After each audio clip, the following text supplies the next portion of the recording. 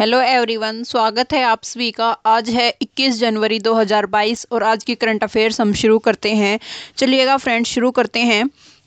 2021 के लिए 2021 के लिए जो फीफा है, फीफा का बेस्ट फुटबॉलर किसे चुना गया है? तो बेस्ट फुटबॉलर किसे चुना गया है और ये किस में, पुरुष वर्ग में और महिला वर्ग में किसे किसे चुना गया है? तो देखिएगा कि जो 2021 में फीफा का बेस्ट फुटबॉलर किसे चुना गया है, पुरुष वर्ग में चुना गया है रॉबर्ट लेवेंडोस्की को। रॉबर्ट लेवेंडोस्की को बेस्ट फुटबॉलर चुना गया है और ये कहाँ के हैं? तो ये हैं पोलैंड के हैं रॉबर्ट लेवेंडोस्की। और एलेक्सिया पुटेलस कहाँ की हैं? ये महिला हैं। एलेक्सिया पुटेलस महिला हैं। और ये इनका बिलोंग कहाँ से है, ये कहाँ से बिलोंग करती हैं? तो ये स्पेन देश की हैं। ठीक है, उसके बाद देखिएगा कि जो फीफा है इसका 2022 में जो वर्ल्ड कप होगा, फीफा वर्ल्ड कप होगा, वो कहाँ पर होगा 2022 के अंदर? तो दोहा कतर के अंदर, दोहा कतर में इसका जो वर्ल्ड कप होगा 2022 में, फीफा वर्ल्ड कप। ठीक है, ये याद रखिएगा। और उसके बाद देखते हैं कि जो डूरंड कप है, डूरंड कप, इसका संबंध कौन से खेल से है? तो डूरंड कप का संबंध है फुटबॉल से। और डूरंड कप का आयोजन कहाँ पर हुआ था? कोलकाता के अंदर इसका आयोजन हुआ था। और कोलकाता का जो कौन सा क्लब फेमस है? तो मोहन बागान जो क्लब है, ये कोलकाता का फेमस क्लब है। और ये किसने जीता था? तो इसके अंदर विजेता कौन रहा था? FC गोवा, इसके अंदर फुटबॉल क्लब गोवा इसके अंदर विजेता रहा था। ठीक है, उसके बाद देखते हैं कि जो यूरो कप है इसका ये कौन से खेल से संबंधित है? तो यूरो कप भी फुटबॉल से संबंधित है। और इसका यूरो कप का विजेता कौन रहा है? यूरो कप का विजेता रहा है इटली यूरो कप का विजेता रहा है। उसके बाद देखिएगा कोपा अमेरिका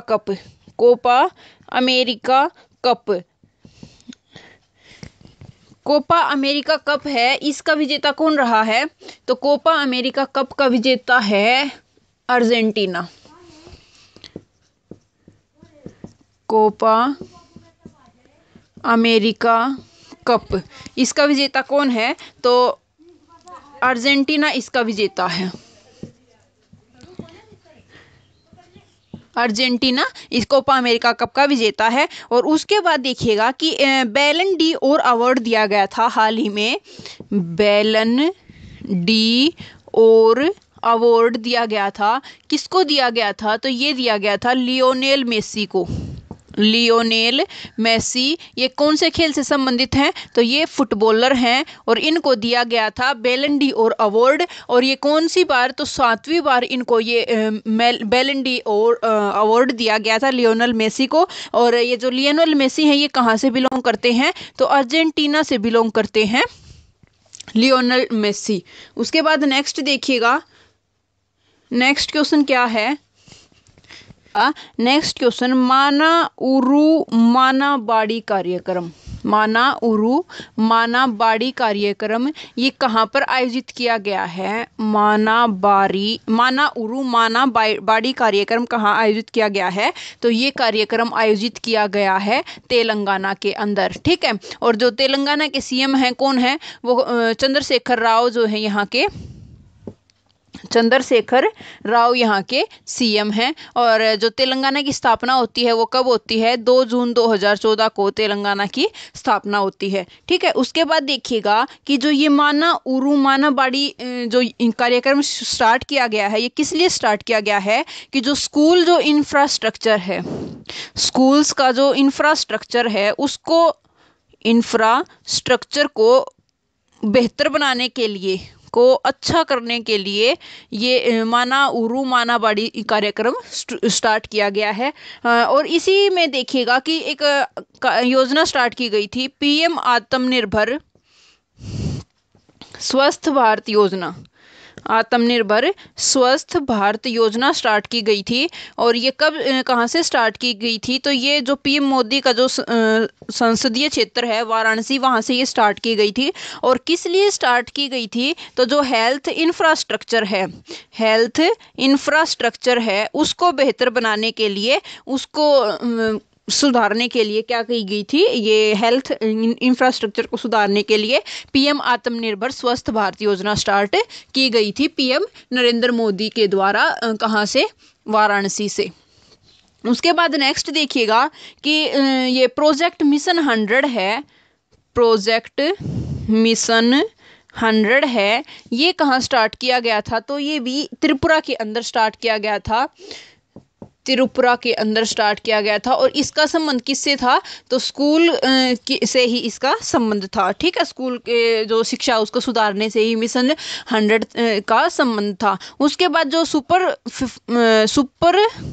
75 ये जो मिशन था, तो ये किसके द्वारा स्टार्ट किया गया था, ये जम्मू कश्मीर के द्वारा स्टार्ट किया गया था। और जो प्रतिभाशाली जो बालिकाएं थी उनको शिक्षा देने के लिए ये मिशन स्टार्ट किया गया था। ठीक है, उसके बाद नेक्स्ट देखिएगा, नेक्स्ट क्वेश्चन क्या है कि हुसैन सागर जो झील है, हुसैन सागर ये कहाँ पर है, तो ये तेलंगाना के अंदर है हुसैन सागर। और चार मीनार कहाँ है, चार मीनार, तो ये है हैदराबाद तेलंगाना के अंदर है चार मीनार। और जो ये चार मीनार है इसका निर्माण किसने करवाया था, तो कुली कुतुब शाह ने इसका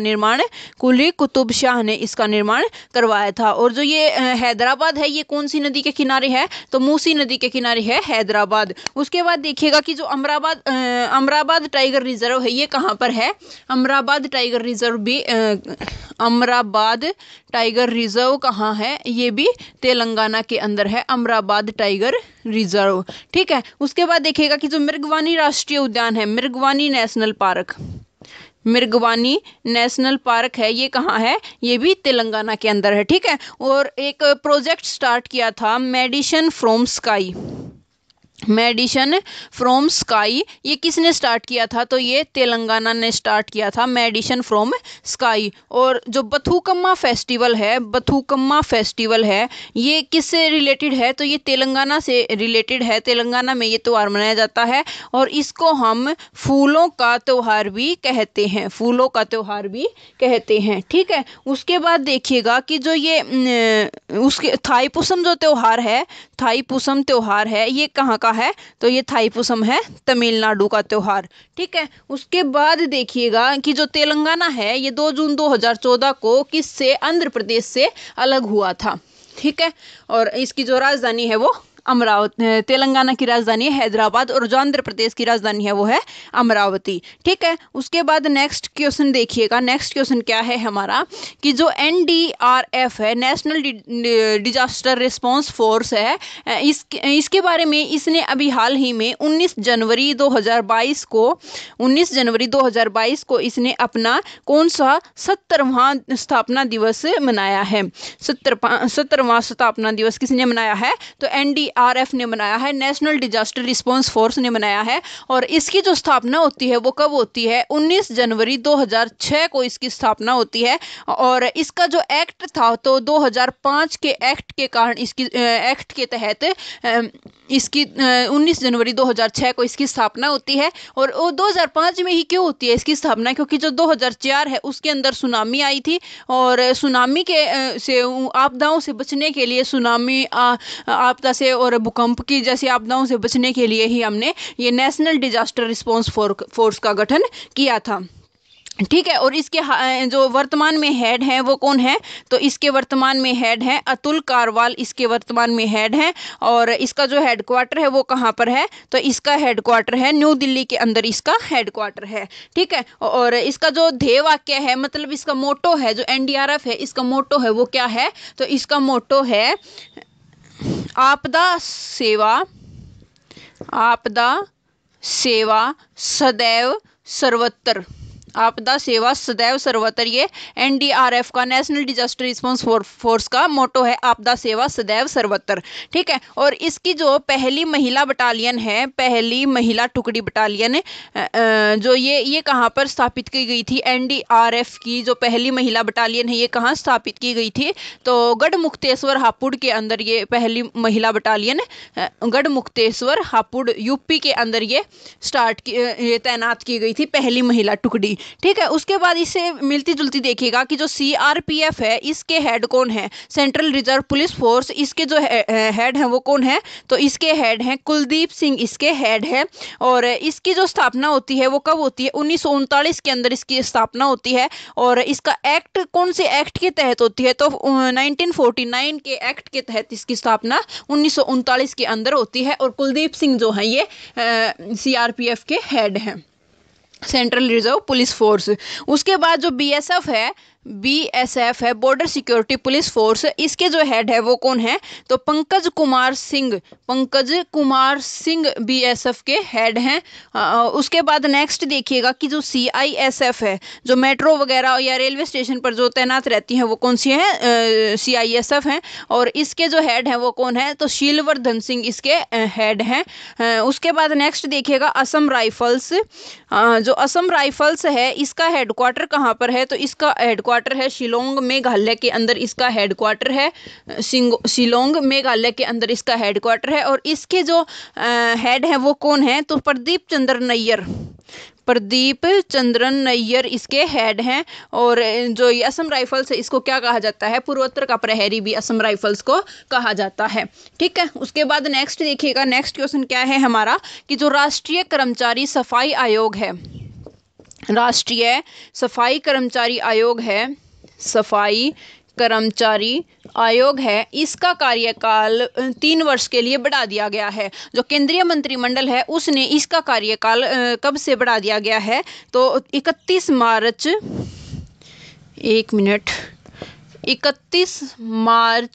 2022 से इसका कार्यकाल 3 वर्ष के लिए बढ़ा दिया गया है। किसने? केंद्रीय मंत्रिमंडल ने। तो चलिएगा अब केंद्रीय मंत्रिमंडल के बारे में बात करते हैं कि जो मंत्री परिषद है और ये जो राष्ट्रीय सफाई कर्मचारी आयोग है इसकी स्थापना कब होती है? तो 1993 के जो स्थापना होती है। और इसका जो 1997 तक क्या है? इसका पहली बार 1997 तक गठन किया गया था। कितनी साल के लिए?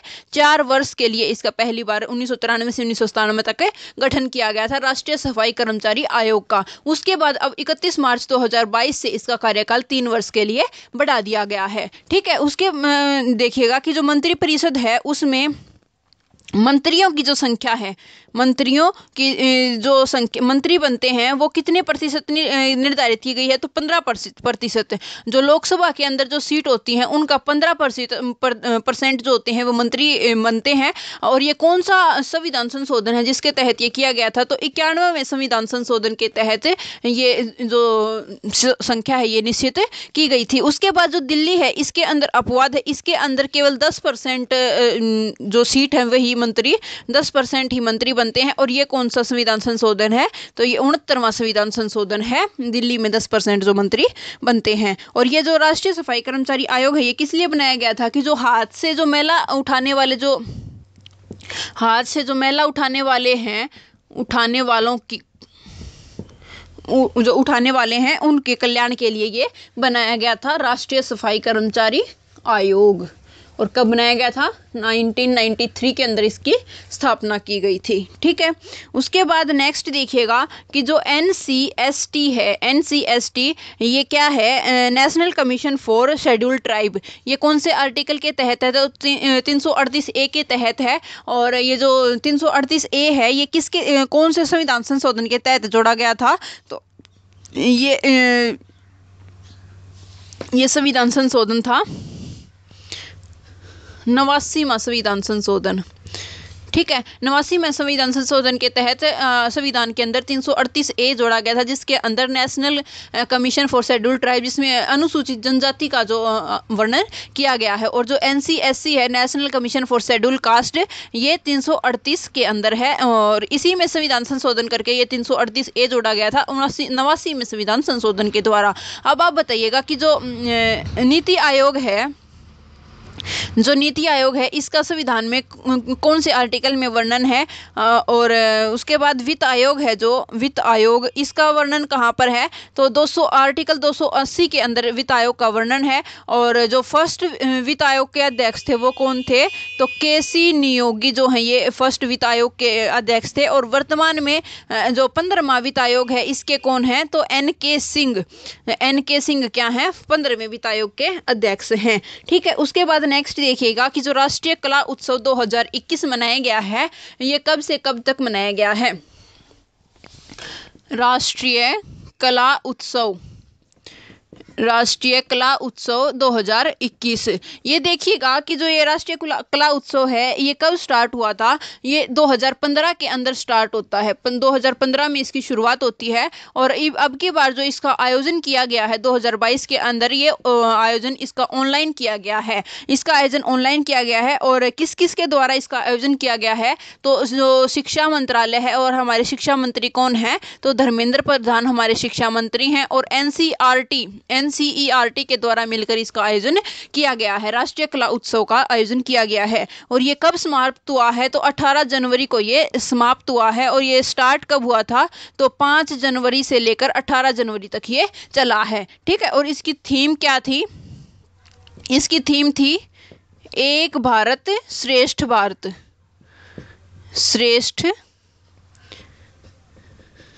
एक भारत श्रेष्ठ भारत इसकी थीम थी। ठीक है, इसके तहत इसका आयोजन किया गया है। और इसमें ये जो राष्ट्रीय कला उत्सव हुआ है इसके अंदर फोकस किस पे किया गया है, तो जो राष्ट्रीय शिक्षा नीति है 2020 की, जो राष्ट्रीय शिक्षा नीति है उस पर इसका फोकस किया गया है। और ये जो राष्ट्रीय शिक्षा नीति है इससे ये कौन सी समिति की सिफारिश पर लाई गई थी, तो कस्तूरी रंगन समिति की सिफारिश पर राष्ट्रीय शिक्षा नीति 2020 है ये लागू की गई थी। ठीक है, उसके बाद नेक्स्ट क्वेश्चन देखिएगा। नेक्स्ट क्वेश्चन क्या है हमारा कि यूपीआई लेन देन, जो यूपीआई भुगतान है, यूपीआई ऑटो पे शुरू करने वाली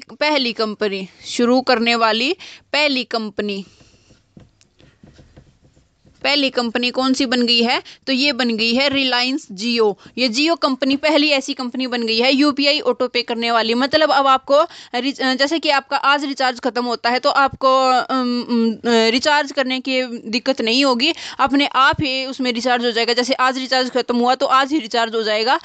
अगर आपको याद नहीं भी रहता है कि रिचार्ज खत्म हो गया तो इसकी आपको दिक्कत लेने की ज़रूरत नहीं है। जो ये जियो कंपनी है इसके अंदर यूपीआई ऑटो पे के द्वारा अपने आप रिचार्ज हो जाएगा। ठीक है, उसके बाद देखिएगा कि जो टेलीकॉम सेक्टर है उसके अंदर जो एफडीआई की सीमा है, एफडीआई की जो लिमिट है वो कितनी है, तो एफडीआई की लिमिट है 100%। उसके बाद इंश्योरेंस सेक्टर के अंदर जो लिमिट है, इंश्योरेंस सेक्टर में लिमिट है वो कितनी है, 47% से बढ़ा करके कितनी कर दी गई है, 74% कर दी गई है। और उसके बाद देखिएगा कि जो ट्राई है, ट्राई क्या है, telecom regulatory authority of India. ठीक है, और ये जो यूपीआई लेनदेन यूपीआई ऑटो पे स्टार्ट किया जियो ने, ये किसके साथ, एनपीसीआई के साथ मिलकर स्टार्ट किया है। जो ये ट्राई है इसके जो अध्यक्ष हैं वो कौन है, अध्यक्ष हैं पीडी बघेला इसके हाल ही में अध्यक्ष हैं। और इसका जो ट्राई है इसका जो काम होता है, ये क्या होता है, जो कॉल रेट होती हैं, कॉल रेट तय करना इसका काम होता है, कॉल रेट तय करना इसका काम होता है। और इसकी स्थापना 1997 के एक्ट के तहत की जाती है, ट्राई की, telecom regulatory authority of India. उसके बाद नेक्स्ट क्वेश्चन देखिएगा कि जो हाल ही में सुगंधित पौधों की खेती को बढ़ावा देने के लिए, सुगंधित पौधों की खेती को बढ़ावा देने के लिए एक अभियान शुरू किया गया है। कौन सा,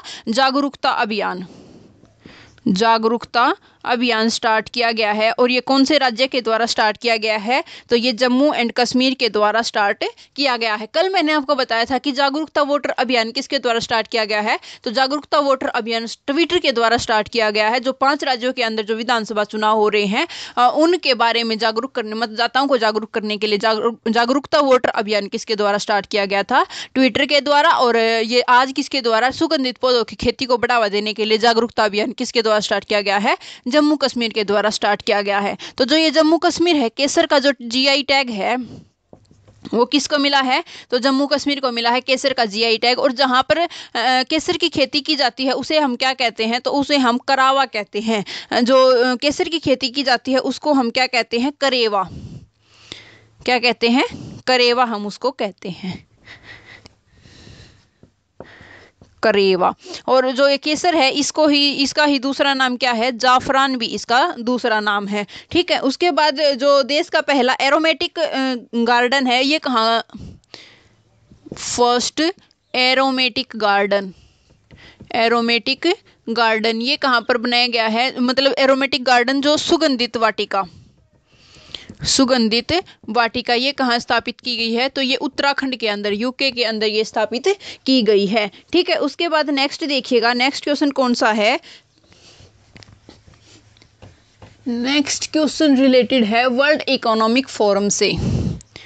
जो वर्ल्ड इकोनॉमिक फोरम है इसने क्या किया है कि जो इसकी जो शीतकालीन बैठक होती है, अब पहले इसके बारे में देखिएगा, इसकी स्थापना कब होती है, 1971 के अंदर वर्ल्ड इकोनॉमिक फोरम की स्थापना होती है। और इसका हेडक्वार्टर कहाँ है, तो जेनेवा स्विट्जरलैंड के अंदर इसका हेडक्वार्टर है। जेनेवा स्विट्जरलैंड के अंदर वर्ल्ड इकोनॉमिक फोरम का हेडक्वार्टर है। और जो इसकी शीतकालीन बैठक है, वर्ल्ड इकोनॉमिक फोरम है, इसकी शीतकालीन बैठक है, ये कहाँ पर होती है, तो दावोस स्विट्जरलैंड के अंदर इसकी बैठक होती है। और इस दावोस जो ये बैठक हुई है इसके अंदर भारत के जो पीएम हैं, भारत के पीएम नरेंद्र मोदी हैं, ये संबोधन देने के लिए गए थे। यहाँ पर इन्होंने संबोधन दिया है इस दावोस बैठक के अंदर। और इन्होंने क्या जो संबोधन दिया है उसका नाम क्या है, तो वो है state of the world, state of the world इस संबोधन का नाम है जो भारत के पीएम ने ये दिया है। ठीक है, संबोधन का नाम है। और इसके तहत जो पीएम मोदी हैं उन्होंने क्या बताया है, इसके तहत इन्होंने 2 बातें बताई हैं कि जो टीकाकरण है, एक तो बात बताई है इन्होंने टीकाकरण से रिलेटेड कि जो भारत है वो विश्व का फार्मेसी है।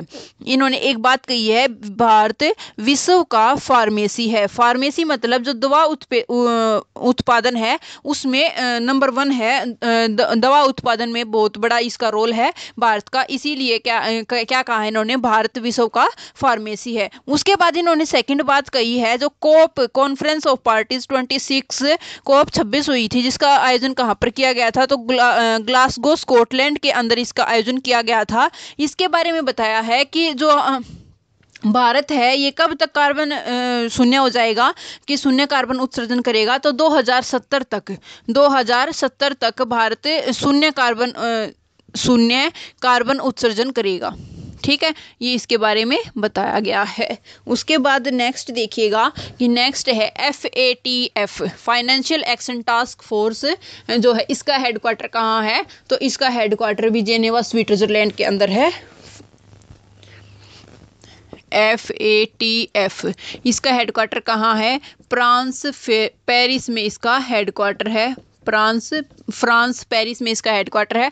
और इसका जो उद्देश्य है वो क्या है, आतंकवाद में की फंडिंग को रोकने का काम ये FATF करता है। ठीक है, और जो ये वर्ल्ड इकोनॉमिक फोरम है ये कौन सा अवार्ड देता है, तो क्रिस्टल अवार्ड कौन देता है, वर्ल्ड इकोनॉमिक फोरम देता है। और ये किसने जीता है, तो दीपिका पादुकोण ने ये क्रिस्टल अवार्ड जीता है। ठीक है, उसके बाद देखिएगा, उसके बाद क्या है कि जो हाल ही में वर्ल्ड इकोनॉमिक फोरम ने कौन सी रिपोर्ट जारी की थी, तो वर्ल्ड जोखिम रिपोर्ट हाल ही में जारी की थी। और इसके अंदर भारत की क्या रैंक थी ये आपको कमेंट करके बतानी है। ठीक है, उसके बाद नेक्स्ट देखिएगा कि जो ओपेक है, ओपेक का हेडक्वार्टर कहाँ पर है, ओपेक का हेडक्वार्टर है ओपेक का हेडक्वार्टर है वियना ऑस्ट्रिया के अंदर।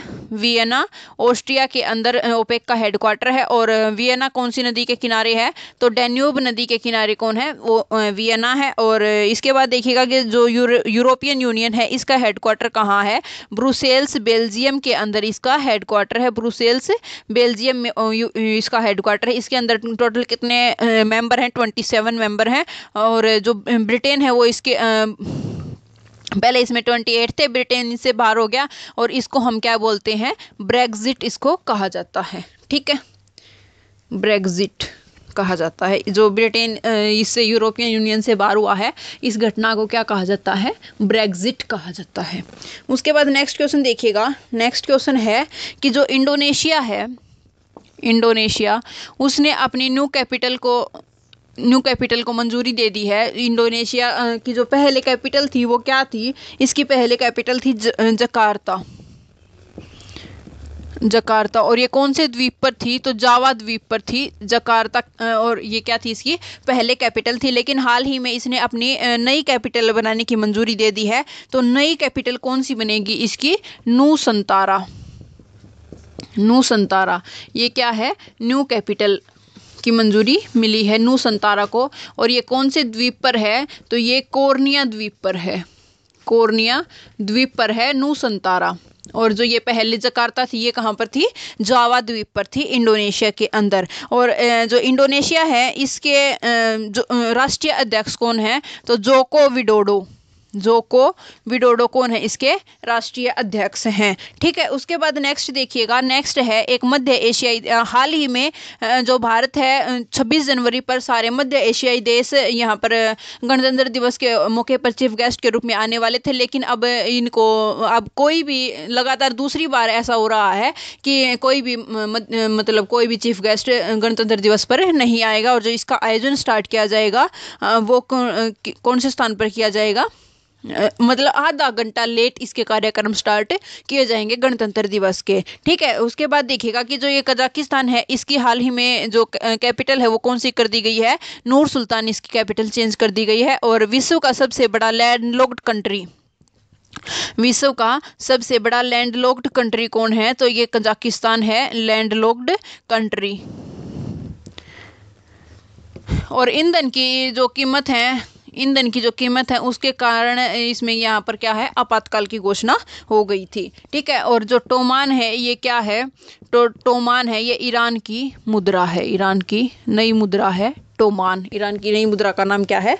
टोमान। ठीक है, अब इंडोनेशिया है। तो इंडोनेशिया के बारे में देखिएगा कि जो माउंट सिनाबुंग ज्वालामुखी है ये कहाँ पर है?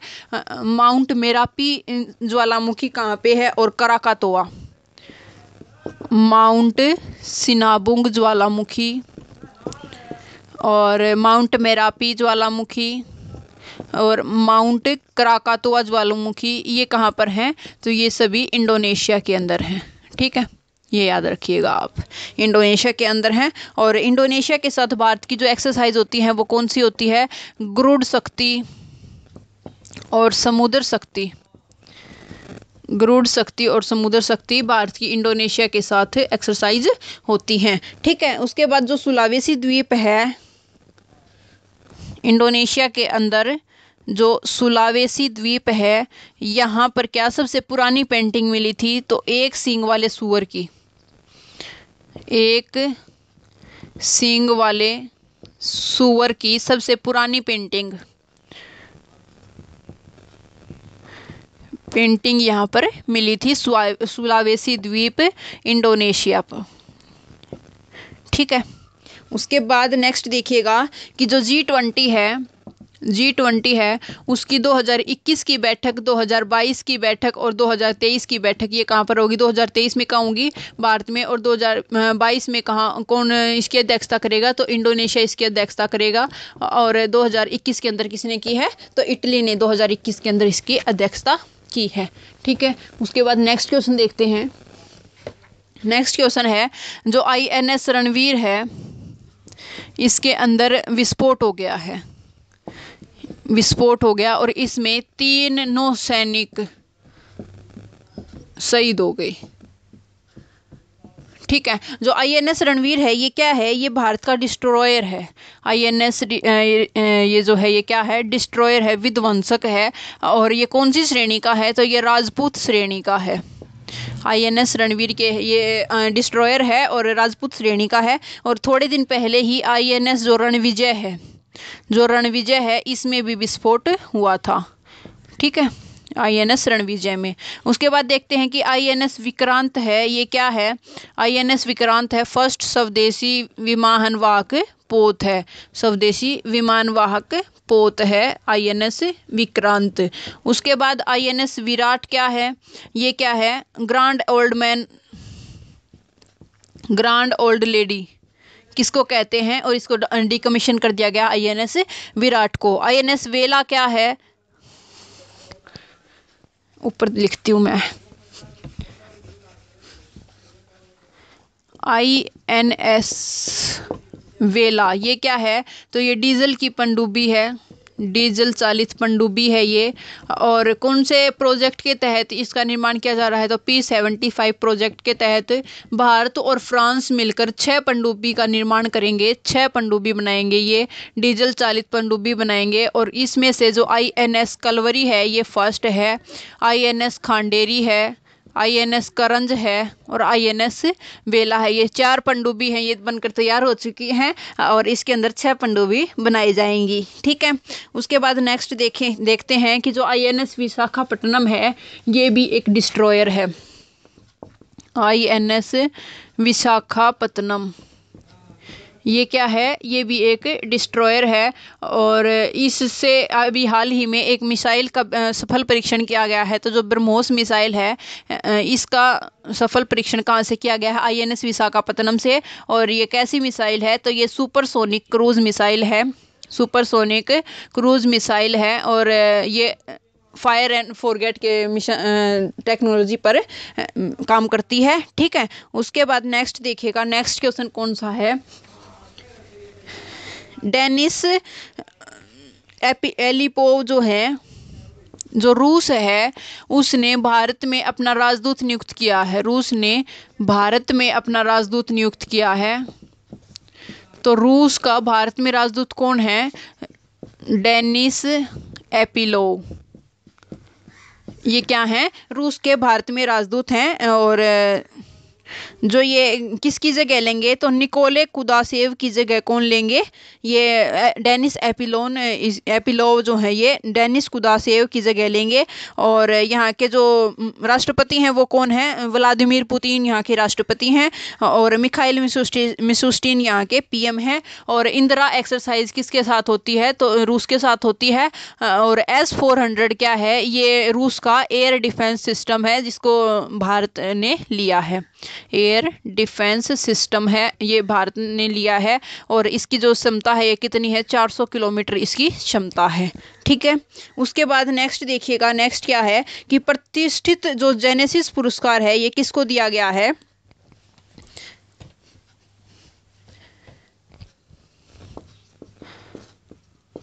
प्रतिष्ठित जेनेसिस पुरस्कार ये किसको दिया गया है, तो ये दिया गया है एल्बर्ट बोरला को,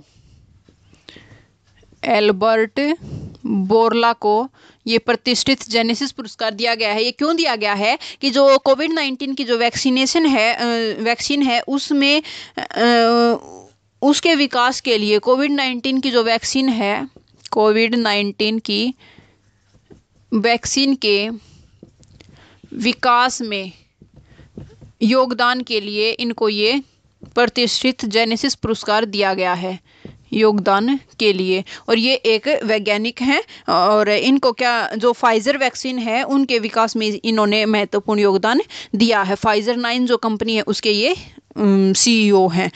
और फिर उसके बाद देखेगा कि जो नारायण देवनाथ हैं इनका निधन हो गया है। ये क्या थे, नारायण देवनाथ, ये जो नारायण देवनाथ हैं इनका निधन हो गया है। ये एक बंगाली लेखक थे, बंगाली कॉमिक्स राइटर थे, ये कॉमिक्स राइटर थे ये। ठीक है, लेखक थे ये। उसके बाद नेक्स्ट क्वेश्चन देखिएगा,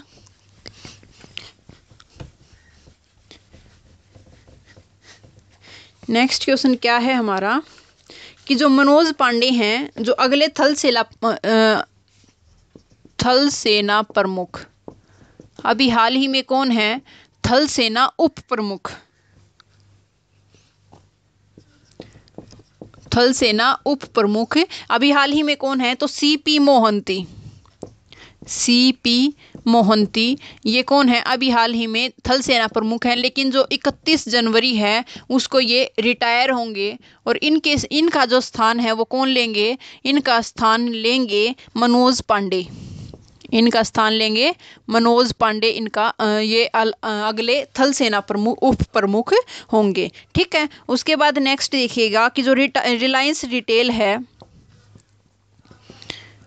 रिलायंस रिटेल है उसने किसके साथ, रोबोटिक्स कंपनी है, रोबोटिक्स कंपनी है एक रिलायंस रिटेल है जो उसने रोबोटिक्स कंपनी एडवर्ब के साथ, रोबोटिक्स कंपनी कौन सी है, एडवर्ब है, इसके साथ कितने परसेंट की, 55% की हिस्सेदारी की है। तो डायरेक्ट क्वेश्चन आ सकता है कि जो रिलायंस रिटेल कंपनी है उसने रोबोटिक्स कंपनी एडवर्ब के साथ कितने परसेंट की हिस्सेदारी की है, 55% की हिस्सेदारी की है। या फिर आ सकता है कि रिलायंस रिटेल कंपनी ने कौन सी कंपनी रोबोटिक्स कंपनी के साथ 55% की हिस्सेदारी की है, तो रोबोटिक्स कंपनी एडवर्ब के साथ इसने 55% की हिस्सेदारी की है। ठीक है, उसके बाद नेक्स्ट देखिएगा कि जो बॉम्बे इंडस्ट्रीज एसोसिएशन है, बॉम्बे इंडस्ट्रीज एसोसिएशन है, इसके अध्यक्ष कौन है, एसोसिएशन के अध्यक्ष कौन नियुक्त हुए हैं। तो जो बॉम्बे इंडस्ट्रीज एसोसिएशन है इसकी स्थापना कब होती है, तो 16 फरवरी 1948 को इसकी स्थापना होती है, 16 फरवरी 1948 को इसकी स्थापना होती है और इसके अध्यक्ष कौन नियुक्त किए गए हैं, तो नेविल सांघवी, नेविल सांघवी इसके अध्यक्ष नियुक्त किए गए हैं, नेविल सांघवी इसके अध्यक्ष नियुक्त किए गए हैं। ठीक है, और 16 फरवरी 1948 को इसकी स्थापना होती है। अभी हाल ही में एयर इंडिया है उसके नए सीईओ बनाए गए हैं, सीईओ नियुक्त किए गए हैं, एयर इंडिया के सीईओ,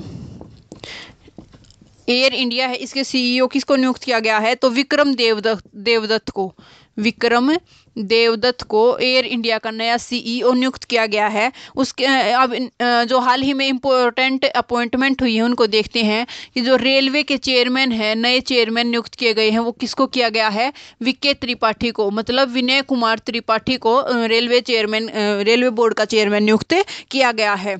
और जो भारतीय तटरक्षक बल है, भारतीय तटरक्षक बल है इसके 24वें जो महानिदेशक हैं, प्रमुख हैं, वो किसको नियुक्त किया गया है, तो ये किया गया है वीएस पठानिया को, वीएस पठानिया को भारतीय तटरक्षक बल के 24वें महानिदेशक नियुक्त किया गया है। ठीक है, उसके बाद जो बीबीसी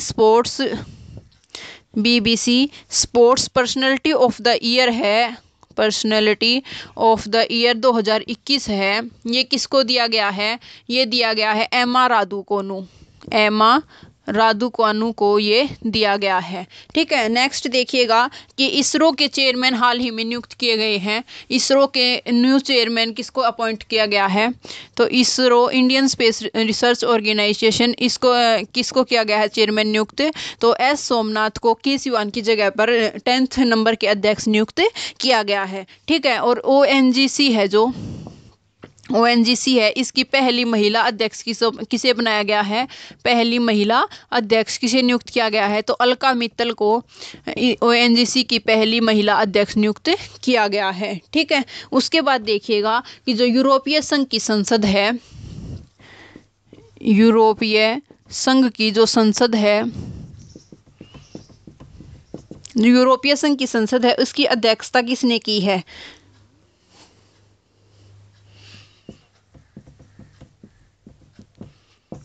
जो यूरोपीय संघ की संसद है इसकी अध्यक्षता किसने की है, तो यूरोपीय संघ की संसद की स्थापना कब होती है, 1952 के अंदर इसकी स्थापना होती है, 1952 में इसकी स्थापना होती है। और इसका हेडक्वार्टर कहाँ है, तो फ्रांस में एक जगह है, फ्रांस में कौन सी जगह है, स्ट्रोसबर्ग एक जगह है फ्रांस के अंदर, जहाँ पर यूरोपीय संघ की संसद की का हेडक्वार्टर है। ठीक है, और इसकी अध्यक्षता किसने की है, तो रॉबर्टा मेट्सोला ने, रॉबर्टा मेट्सोला ने इसकी अध्यक्षता संभाली है। ठीक है, और इसका हेडक्वार्टर कहाँ है? फ्रांस के शहर स्ट्रोसबर्ग में इसका हेडक्वार्टर है। 1952 के अंदर इसकी स्थापना होती है। ठीक है, और यूरोपियन यूनियन है जो इसके में कितने मेंबर हैं? 27 इसके अंदर मेंबर हैं। और यहाँ पर क्या है, जो ब्रिटेन है वो हाल ही में, इसमें पहले 28 मेंबर थे, ब्रिटेन ने एग्जिट कर दिया। इस घटना को हम क्या कहते हैं? ब्रेग्जिट कहते हैं। ठीक है, उसके बाद नेक्स्ट देखिएगा कि जो श्रम मंत्रालय है उसके अपर सचिव किसको नियुक्त किया गया है? जो श्रम मंत्रालय है इसके अपर सचिव किसको नियुक्त किया गया है? अपर सचिव किसको नियुक्त किया गया है? तो ये किया गया है शशांक गोयल को। शशांक गोयल को श्रम मंत्रालय के अपर सचिव नियुक्त किया गया है। और ये जो श्रम मंत्रालय है इसका हेडक्वार्टर कहाँ पर है? नई दिल्ली के अंदर है। इसका हेडक्वार्टर कहाँ पर है? न्यू दिल्ली। और इसके जो मिनिस्टर हैं वो कौन है? श्रम मंत्री कौन है? भूपेंद्र यादव। भूपेंद्र यादव इसके मिनिस्टर हैं। ठीक है, शशांक गोयल को इसके अपर सचिव नियुक्त किया गया है। उसके बाद जो सेबी है, सेबी क्या है? Security and exchange board of India. SEBI security and exchange board of India. Exchange board of India, इसकी स्थापना कब होती है? तो 1992 के अंदर इसकी स्थापना होती है। और इसका हेडक्वार्टर है वो कहाँ पर है? इसका हेडक्वार्टर मुंबई के अंदर है इसका हेडक्वार्टर। और जो इसके चेयरमैन हैं, चेयरपर्सन है वो कौन है? अजय त्यागी इसके चेयरपर्सन हैं। ठीक है, उसके बाद नेक्स्ट देखिएगा इसने क्या किया है? इसने सारथी पोर्टल स्टार्ट किया है। सारथी पोर्टल स्टार्ट किया है इसने। सारथी जो है ये मोबाइल ऐप लॉन्च किया है। और ये किस लिए लॉन्च किया है? तो निवेशक शिक्षा के लिए। निवेशक शिक्षा के लिए ये लॉन्च किया है सारथी ऐप। उसके बाद नेक्स्ट देखिएगा, नेक्स्ट क्वेश्चन क्या है हमारा कि जो सुभाष चंद्र बोस है, सुभाष चंद्र बोस है, इनके जन्म दिवस पर कब पराक्रम दिवस मनाया जाता है? तो 23 जनवरी को इनकी जयंती पर पराक्रम दिवस मनाया जाता है। और सुभाष चंद्र बोस है, इनकी नई जीवनी लिखी है, एक नई जीवनी लिखी है। किसने लिखी है? ये लिखी है चंद्रचूड़ ने। चंद्रचूड़ घोष के द्वारा ये जीवनी लिखी गई है। और ये कब पब्लिश होगी? तो ये फरवरी के अंदर पब्लिश होगी, प्रकाशित होगी। फरवरी में ये प्रकाशित होगी, प्रकाशित होगी। और इसका जो टाइटल होगा वो क्या होगा? Bose the untold story of. इसका जो टाइटल होगा क्या होगा? Bose the untold, Bose the untold story of an inconvenient nationalist, of Bose the Untold Story of an Inconvenient Nationalist। ये इसका टाइटल होगा। ठीक है, उसके बाद देखिएगा कि जो हाल ही में इंडोमिटेबल, इंडोमिटेबल क्या है? ये ऑटोबायोग्राफी है, ये लॉन्च की गई है, प्रकाशित की गई है। ऑटोबायोग्राफी है ये किसकी ऑटोबायोग्राफी है? तो ये अरुणदत्ती भट्टाचार्य, अरुणदत्ती भट्टाचार्य की ये ऑटोबायोग्राफी है। ठीक है, और जो ये अरुणदत्ती भट्टाचार्य है ये SBI की पूर्व अध्यक्ष थे।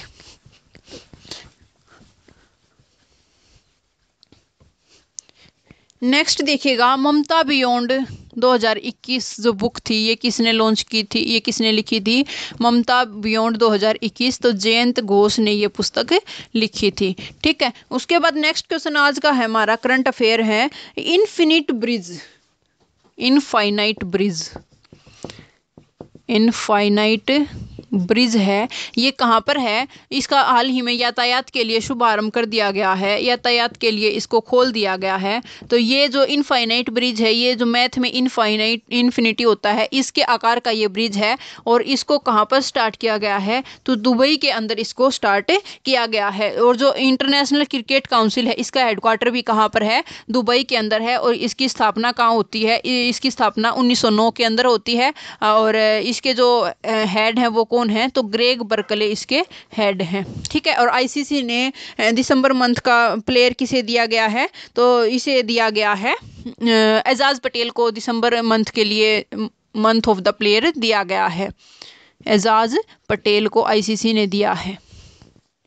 और जो आईपीएल है उसका जो आयोजन किया गया था वो कहाँ पर किया गया था, तो ये आईपीएल का आयोजन किया गया था यूएई के अंदर, इसका आयोजन किया गया था, संयुक्त अरब अमीरात के अंदर इसका आयोजन किया गया था। ठीक है। और जो आईपीएल है ये इसका 14वां संस्करण हुआ था 2021 के अंदर, इसका 14वां संस्करण हुआ। और इसमें जो विजेता टीम थी, इसमें विजेता टीम कौन थी, तो मुंबई जो चेन्नई सुपर किंग्स है इसके अंदर विजेता टीम थी। और इसने कितनी बार जीता है, तो चौथी बार, 4 बार इसने जीता है। और सबसे ज़्यादा बार, सर्वाधिक बार कौन विजेता है, तो सर्वाधिक बार विजेता है मुंबई इंडियंस। मुंबई इंडियंस विजेता है। और इसने कितनी बार जीता है, तो 5 बार जीता है। और जो आईपीएल है इसका आयोजन कहाँ पर हुआ था, तो यूएई के अंदर इसका आयोजन हुआ था। और स्पॉन्सर कौन था, स्पॉन्सर टीम कौन थी, तो वीवो इसकी स्पॉन्सर थी। और 2020 के अंदर इसकी स्पॉन्सरशिप किसके पास थी, तो ड्रीम 11 के पास इसकी स्पॉन्सरशिप थी। और इसके अंदर पर्पल कैप किसको दी गई, तो पर्पल कैप दी गई हर्षद पटेल को। और ऑरेंज कैप किसको दी गई, ऑरेंज कैप किसको दी गई, तो ये दी गई ऋतुराज गायकवाड़ को। ऋतुराज गायकवाड़ को ऑरेंज कैप दी गई। ठीक है। उसके बाद जो सबसे महंगे खिलाड़ी थे, सबसे महंगे खिलाड़ी थे ये कौन थे, क्रिस मॉरिस। क्रिस मॉरिस कौन थे, सबसे महंगे खिलाड़ी थे। और इनको कौन सी टीम ने खरीदा था, तो राजस्थान रॉयल्स ने ये इनको खरीदा था, राजस्थान रॉयल्स ने इनको खरीदा था। और हाल ही में जो ये आईपीएल होंगे, 15वां संस्करण होगा, इसमें कितनी टीम खेलेंगी, तो 10 टीम इसके अंदर खेलेंगी। पहले इसके अंदर 8 टीम पार्टिसिपेट करती थी। और जो अब इसकी टाइटल स्पॉन्सरशिप मिली है, ये किसको मिली है, तो टाटा ग्रुप को अब इसकी स्पॉन्सरशिप मिली है। इसके अंदर 2 टीम कौन सी ऐड की गई है, तो लखनऊ और अहमदाबाद, इसके अंदर 2 नई टीम ऐड की गई हैं। ठीक है। तो ये था हमारा आईपीएल के बारे में। उसके बाद नेक्स्ट देखिएगा, नेक्स्ट आज के लिए इतना ही, मिलते हैं नेक्स्ट वीडियो में। आपको वीडियो कैसी लगी, लाइक शेयर और कमेंट करके ज़रूर बताना। Thank you.